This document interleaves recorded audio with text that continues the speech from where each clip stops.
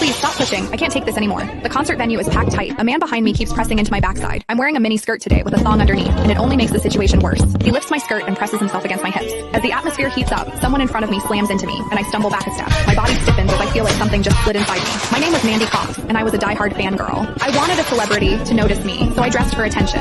I wore heavy makeup and made sure nothing about me went unnoticed. My low-cut top revealed a wide stretch of skin, and my chest bounced with every step. I paired it with a mini skirt that barely covered my thighs and sexy white stockings which hugged my legs. But when I arrived, reality hit. The concert venue was packed so tightly I couldn't move, and the crowd swallowed me whole. The celebrity was never going to notice me. I craned my neck and shouted, "Darling, take me." I never imagined that line would draw the wrong kind of attention. Instead of the celebrity, it caught a filthy creep. After I shouted it, I became aware of a man behind me, repeatedly bumping into me. At first, I brushed it off. In a crowd that dense, accidental contact was easy to explain, but the feeling wouldn't go away. Something hard kept pressing against my butt from behind. I assumed I'd accidentally backed into his hand where it rested behind me, so I turned and offered a polite apology. "Sorry, I didn't mean to bump into you." He paused, then flashed a leering smile and said, "It's okay, I don't mind." When I turned back toward the stage, I felt him press against me again, more deliberate than before. I kept my attention on the celebrity on stage and shut him out. The man became increasingly brazen, pulling up my skirt and pressing close against my backside. I had only a thong on underneath, which left my butt exposed. I felt his touch directly against my skin and assumed it was his finger. Only then did I realize something was wrong. The pressure was warm and solid in a way a finger could never be.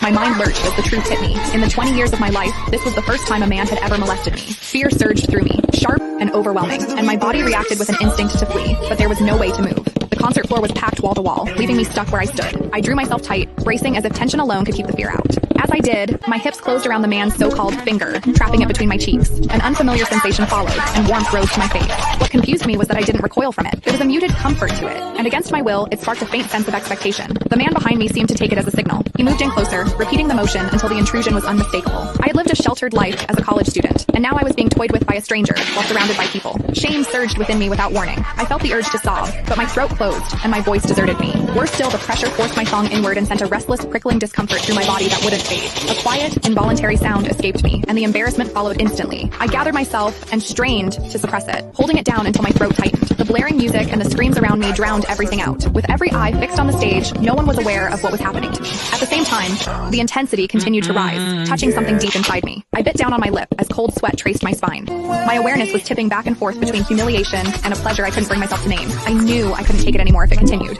so I turned sharply to face the man behind me. "Please stop pushing. I can't take this anymore."